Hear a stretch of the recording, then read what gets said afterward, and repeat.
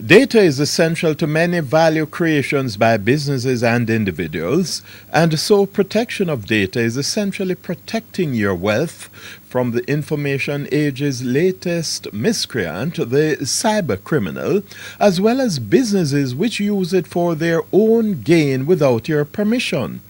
Nowadays, the loss of sensitive data can render companies, individuals, and government agencies helpless, so it's essential that everyone understands and implements measures to safeguard the privacy of their data by resisting access from unauthorized personnel such as cyber criminals.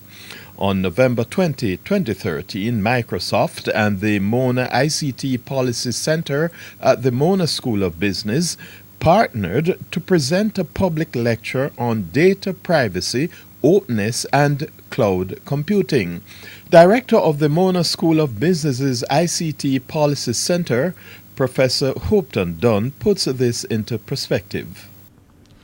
We do have an Access to Information Act, but there are major gaps in our legislation on this subject. And yet, data, we might say, is so central, or if you put it in the plural, are so central to value creation in this period. A lot of companies premise their entire business operation on the quality of their data sets. And big data is very much a part of this brave new world. So it is a very timely and important subject matter to address, and I'm glad we are getting the opportunity in this forum to address it. Does privacy really matter in this new world of openness?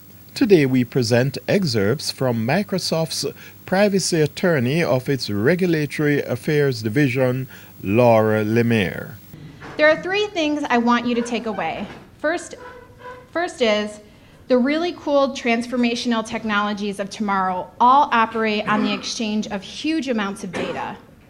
The second is the free flow of data has tremendous social value and it spurs advancement, though it has tremendous privacy implications. And the third thing I want you to walk away with is the technologies of today don't mean that privacy is over. It means that we need to protect privacy in new ways. Nowadays, computers come in many formats such as smartphones, tablets, and various devices without which some of us could become very inefficient.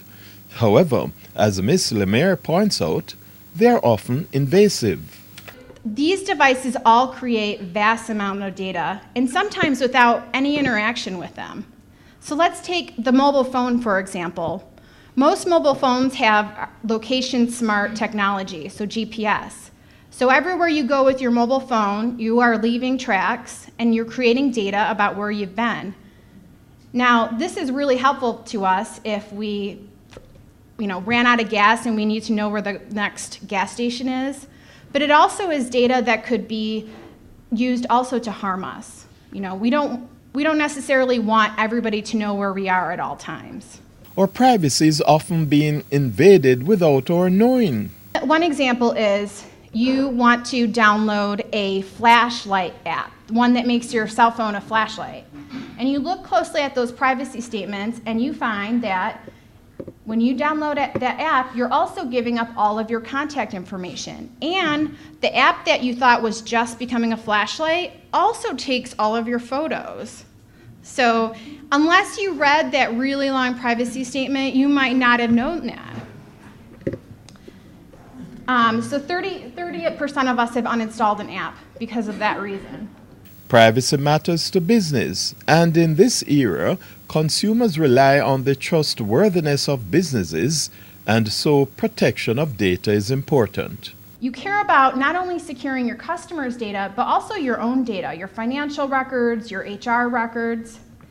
It's fascinating to talk to customers that are thinking about moving to the cloud. They have a lot of concerns. What happens to my data when I put it in the cloud? Can I take it out of the cloud? How much is this going to cost me? Will it get deleted? So there's a lot of concerns. But when I talk to them about privacy, I tell them there's only one question to ask your cloud service provider. When I trust you with my data, what are you going to do with it? And I think that's the most important question for businesses to ask cloud providers. Ms. Lemire makes an interesting point about policy and law making to protect your data. First is, when we're making policies, should we focus on the collection of the data or the use of data?